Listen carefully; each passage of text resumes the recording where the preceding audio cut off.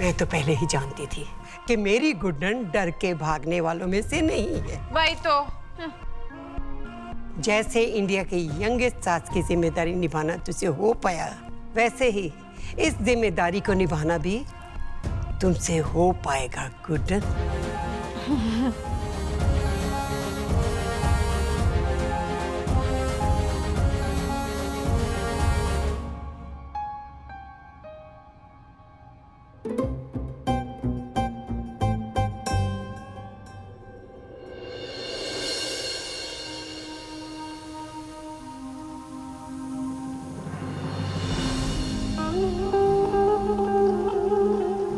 आपसे थोड़ी देर दूर क्या गए, आप तो नाराज ही हो गए। नाराजगी तुमसे नहीं, खुद से है गुड्डन। हर बार कोशिश करता हूँ कि सब कुछ सही रहे, ना चाहकर भी कुछ ना कुछ गलत हो ही जाता है। एक तरफ अलीशा है जिसके बारे में मुझे अंदाजा तक नहीं था, वो मुझसे बेइंतहा नफरत करती है, और एक तरफ तुम हो जिसे मैं अपने अंदर बसा हुआ सारा प्यार देना चाहता हूँ।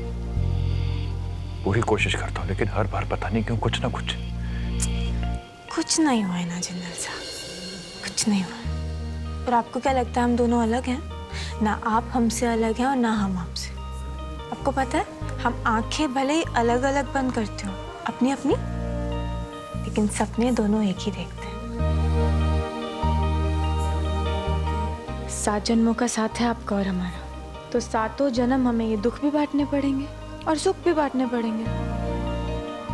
आपसे दूर तो हम जाने से रहे जिंदल साहब, गए जरूर थे, लेकिन आपके प्यार की डोर को हाथ में थाम कर, जो ना हमेशा हमेशा हमें आपकी ओर खींचती रहती थी। देखिए, अलग तो हम आपसे होने से रहे, और ये बात पूरा इंडिया जानता है, तो आप भी मान जाइए ना।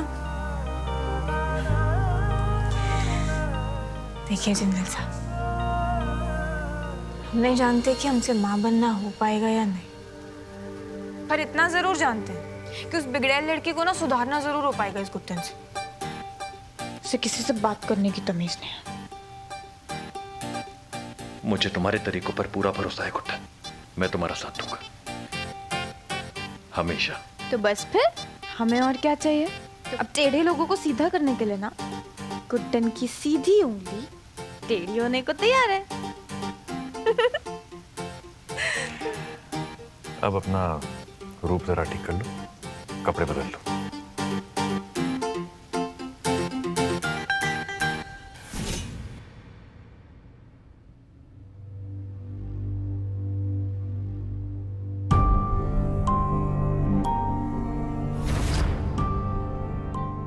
अनजान लोगों के कमरे में इस तरह रात को घुसे चले आ रहे हैं। लगता है आपने भी जेल की हवा खाई है। वहां भी यही होता था, कौन सा दुश्मन रात को कब घुसाए कुछ पता ही नहीं होता था।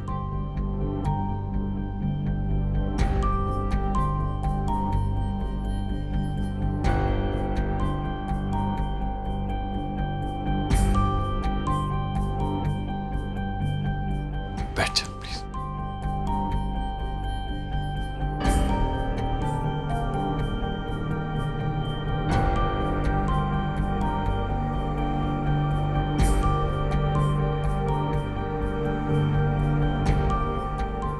न जाने ऐसे कितने घाव सहे होंगे ना तुमने, अफसोस है मुझे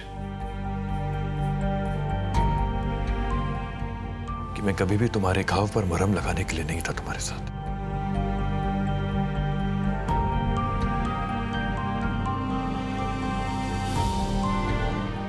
आज मैंने तुम्हें एक और बड़ा घाव दिया है, डीएनए टेस्ट करवाने का घाव, अपने खून को ना पहचान पाने का घाव। अलीशा, मुश्किल था मेरे लिए, शॉकिंग भी था थोड़ा सा, लेकिन अब मैं समझ गया तुम मेरा ही खून हो। पहली और दूसरी दोनों डीएनए की रिपोर्ट्स यही बताती। मेरे शक की वजह तुम नहीं थी, सरस्वती बहू थी। उन्होंने पहले भी अपने लालच के लिए, अपने फायदे के लिए इस परिवार को बहुत धोखे दिए। हमारे प्यार और विश्वास का बहुत नाजायज फायदा उठाया है उन्होंने। आज अपने परिवार को बचाने के लिए मैंने तुम पर सवाल खड़े किए। I'm sorry अलीशा, गलती है मेरी। लेकिन गलती कितनी भी बड़ी क्यों ना हो, अगर इंसान दिल से चाहे तो हर गलती सुधार सकता है। मैं जानता हूं तुम्हें मुझ पर विश्वास करने में बहुत समय लगेगा, और मैं तुम्हें जितना समय चाहे देने को तैयार हूं। अगर मुझे तुम्हारे वजूद का अंदाजा भी होता ना अलीशा, तो मैं ये सारे ऐशो आराम, ये सब कुछ छोड़ के तुम्हें अपने साथ ले जाने आ जाता, पर मुझे कोई आइडिया नहीं था। लेकिन अब जब तुम मेरे पास हो तो मैं तुम्हें वो सब कुछ देना चाहता हूं जो मेरा है। वो प्यार, वो केयर, वो ख्याल जो हमेशा से तुम्हारा होना चाहिए था, मैं तुम्हें देना चाहता हूं। खून के रिश्ते से बाप हूं तुम्हारा, लेकिन कर्म के रिश्ते से भी बनना चाहता हूं। God bless you.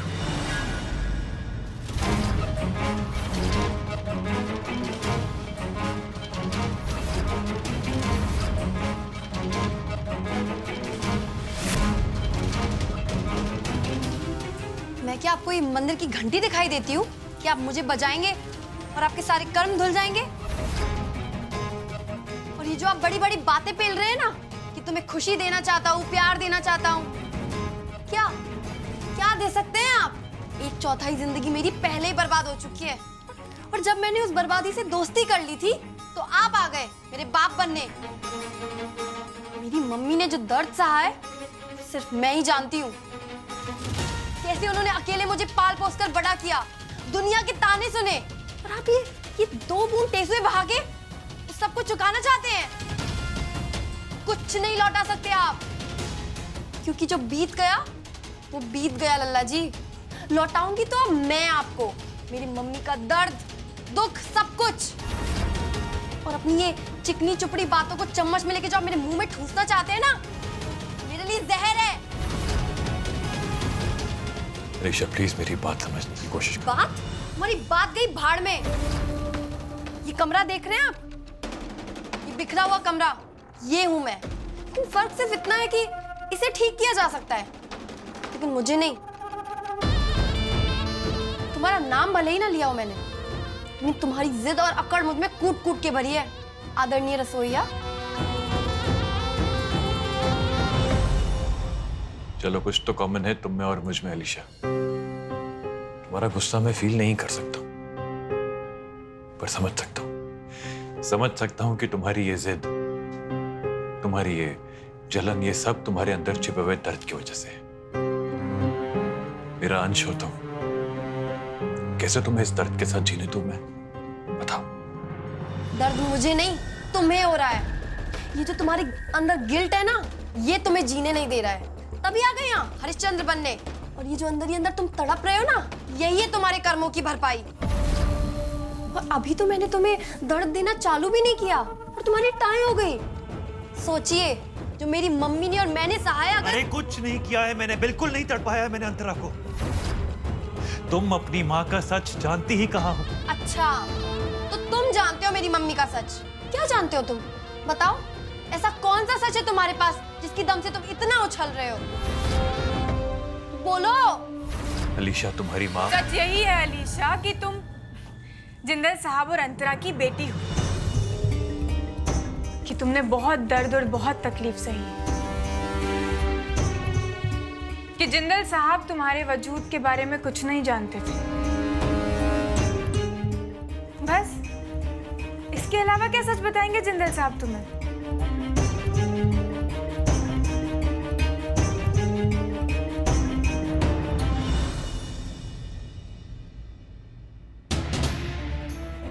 इस बार तो तुम्हारी गुड़िया ने बचा लिया तुम्हें, लेकिन अगली बार मेरी मम्मी के बारे में कुछ भी झूठ बोला ना, तो माँ कसम तुम्हारी माँ याद दिला दूंगी।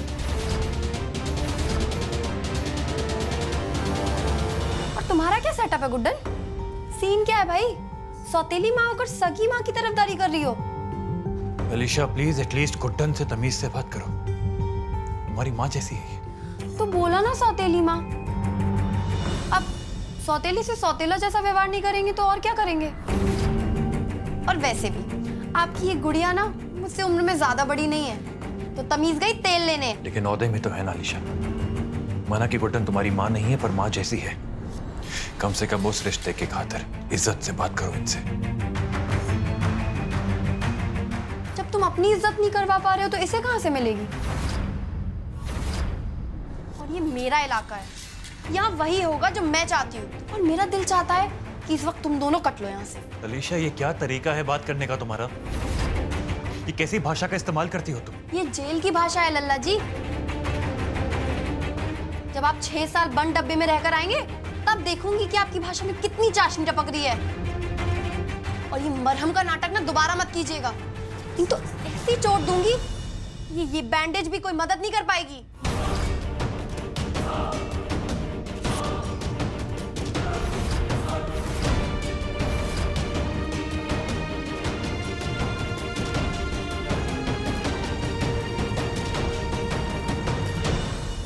तुम्हें क्या अलग से बेइज्जत होना है?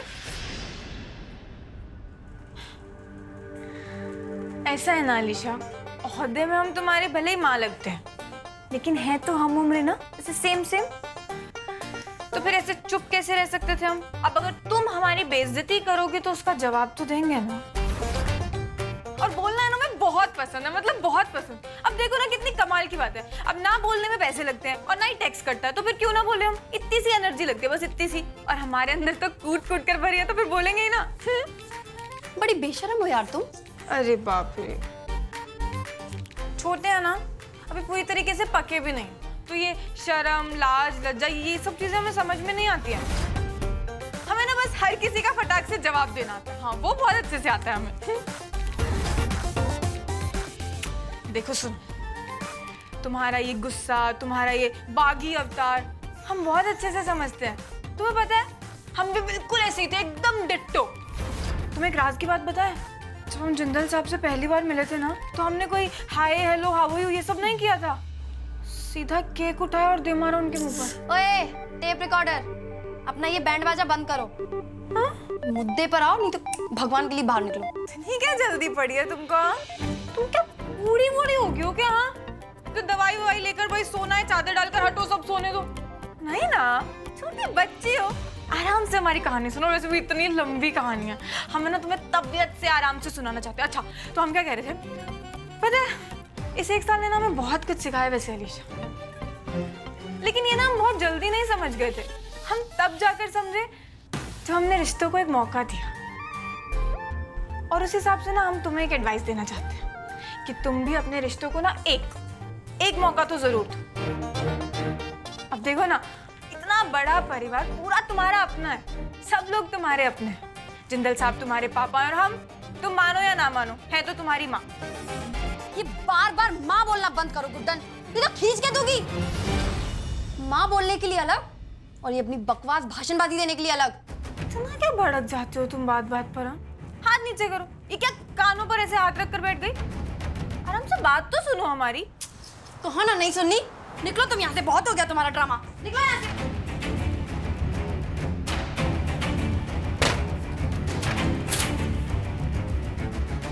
जो मैं करने आई हूँ ना, वो तो मैं करके ही मानूंगी गुड्डन। तुम्हारे पति की बेटी हूँ ना, उसकी जिद जवानी में कैसी रही होगी अब दिखाती हूँ तुम्हें मैं।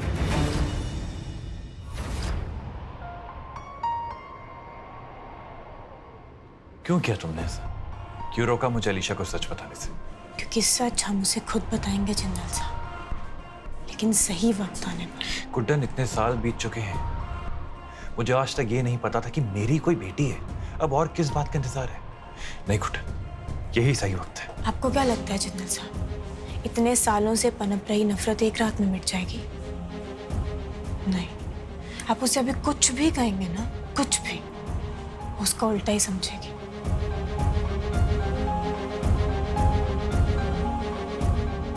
क्या करूं? झूठ के सारे जीने दूं उसे।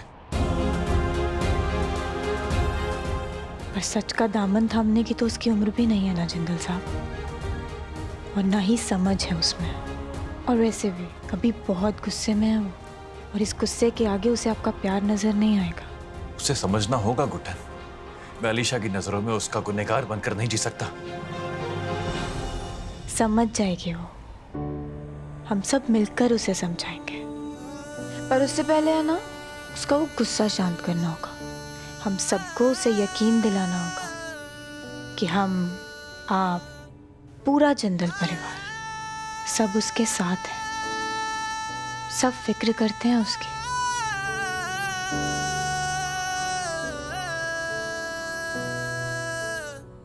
गलती मेरी है गुड्डन, मुझे पता होना चाहिए था। जिंदल साहब, आपकी कोई गलती नहीं है। गलती अगर किसी की है तो अंतरा की। अंतरा ने अलीशा के मन में जहर घोला। अंतरा ने उसके सामने आपकी एक अलग तस्वीर दिखाई। खुद को दोष देना बंद कीजिए जिंदल साहब। अच्छा चलिए, वादा कीजिए कि अब से आप खुद को दोषी नहीं ठहराएंगे। वादा कीजिए। पहले तुम्हें मुझसे एक वादा करना होगा। हम क्या वादा करें? यही कि तुम खुद को दोष देना बंद करोगे। कुछ भी। गुड्डन, जैसे मेरे बिना कुछ कहे तो मेरे दिल की हर बात समझ जाती हो ना, वैसे ही मैं भी तुम्हारे बिना कुछ कहे तुम्हारा मन पढ़ लेता हूँ। मैं जानता हूँ कि तुम अलीशा की इतनी तरफदारी क्यों कर रही हो, क्योंकि तुम उसे वो प्यार देना चाहती हो, वो केयर देना चाहती हो। साहब, आप कुछ भी सोच रहे हैं। लेकिन सही सोच रहा हूँ गुड्डन। मैं जानता हूँ कि तुम अंतरा की मौत का जिम्मेदार आज भी खुद को मानती हो। मेरी बात ध्यान से सुनो, अंतरा की मौत की जिम्मेदार तुम नहीं, वो खुद है। इसमें तुम्हारा कोई दोष नहीं है गुड्डन। कब तक हम अपने आप को दूसरों के गुनाहों का दोषी समझ के खुद को सजा देते रहेंगे? बस। जिंदल साहब, अच्छा सुनिए, कल अलीशा का इस घर में पहला दिन है। हम सबको मिलकर उसे इतनी खुशियां देनी है, इतना प्यार देना है कि उसके मन में जितनी भी कड़वाहट है ना जिंदल साहब, सब मिट जाए।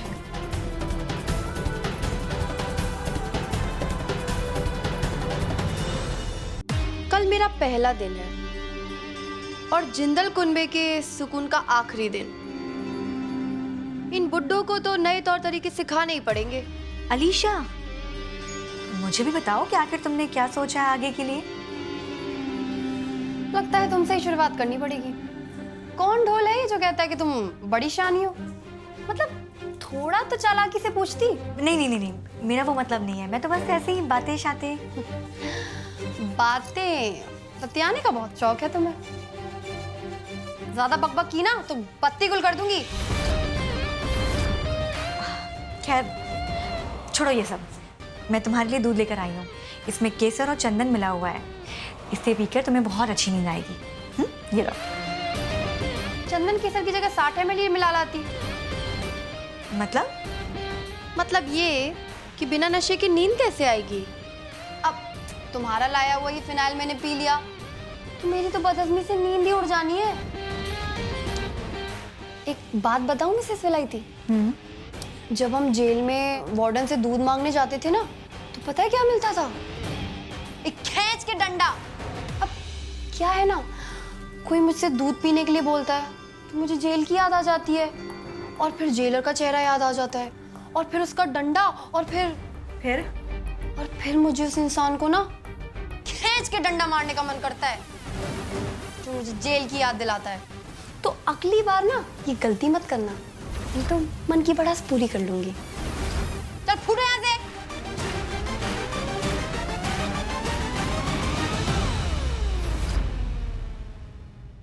एक मिनट, क्या हुआ? सब ठीक है ना? इस लड़की को छोड़ के बाकी सब कुछ ठीक है। पूरी की पूरी सिरफिरी है, पागल का इनकी। आगे के प्लान के बारे में कुछ बताया इसने?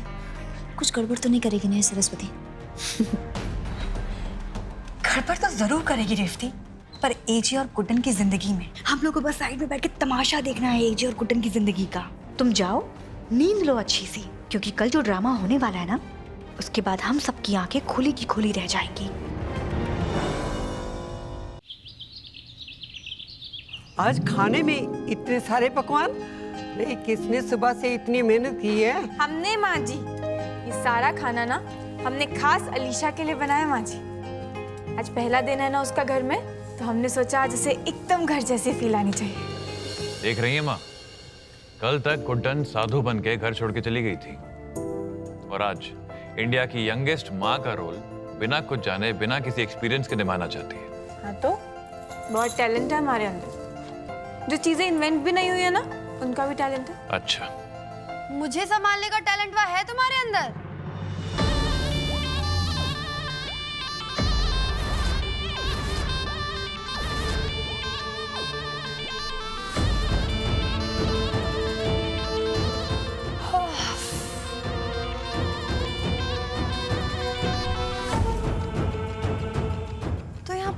सुकून पर बैठ के मेरी ही जिंदगी के मजे ले रहा है। कोई मुझसे भी बतिया लो कि मुझे इस केले की बेटी बनना भी है या नहीं।